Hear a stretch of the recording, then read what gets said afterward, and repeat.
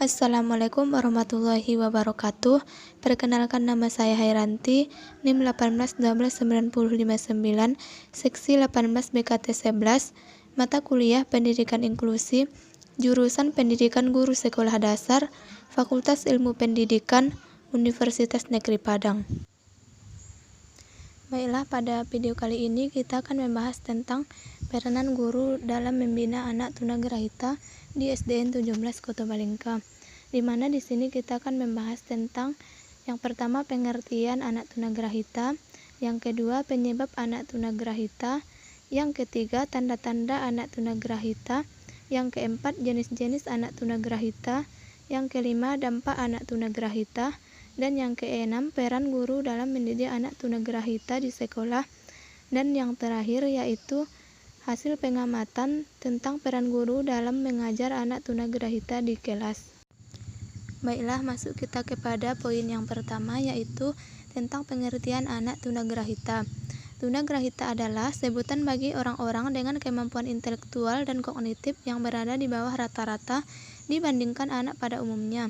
Kondisi ini dapat terjadi pada bayi setelah dilahirkan, sejak bayi berada dalam kandungan atau selama proses persalinan. Penyandang tunagrahita dapat dikenali dari proses berpikir dan belajar yang lebih lambat dibandingkan anak-anak sehat pada umumnya. Selanjutnya masuk kita kepada poin selanjutnya, yaitu tentang faktor penyebab anak tunagrahita.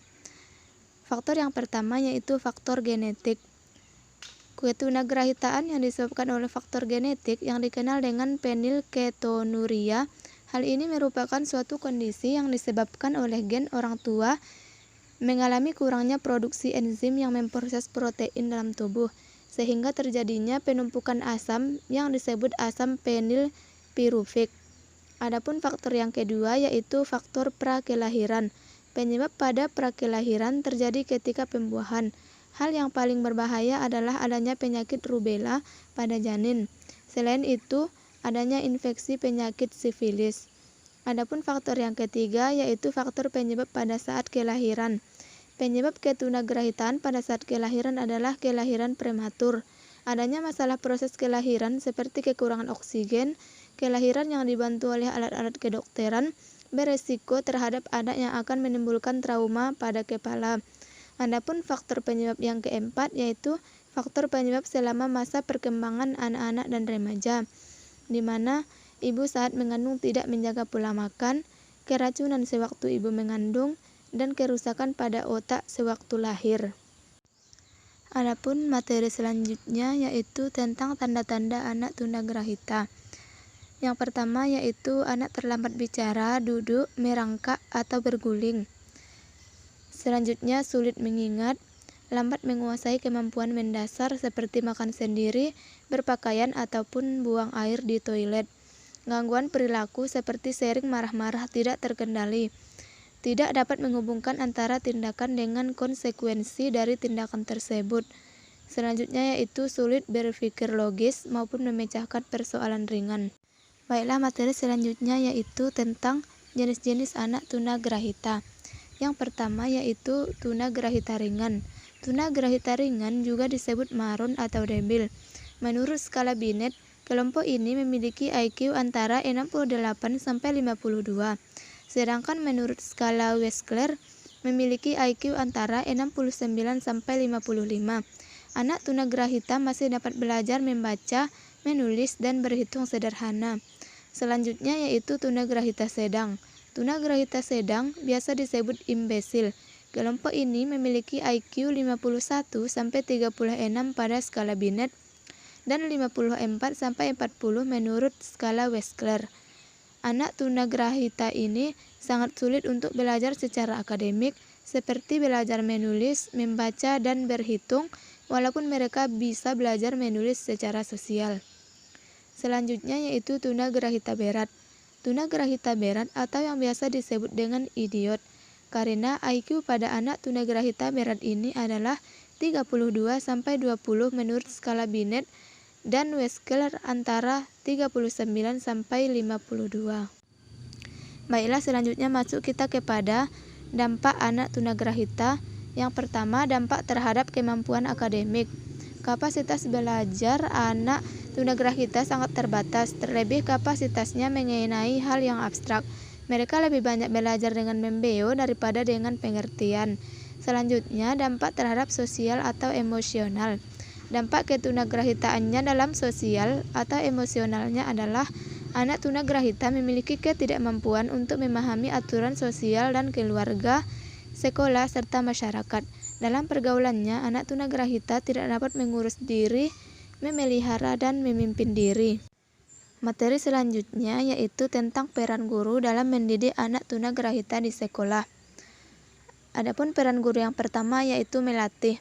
Melatih ini sangat penting untuk anak tunagrahita agar mereka terbiasa, seperti melatih dengan kebiasaan baik yang dilakukan anak normal lainnya, dan juga melatih anak agar dapat belajar dengan baik sesuai yang diinginkan. Adapun peran yang kedua yaitu membimbing.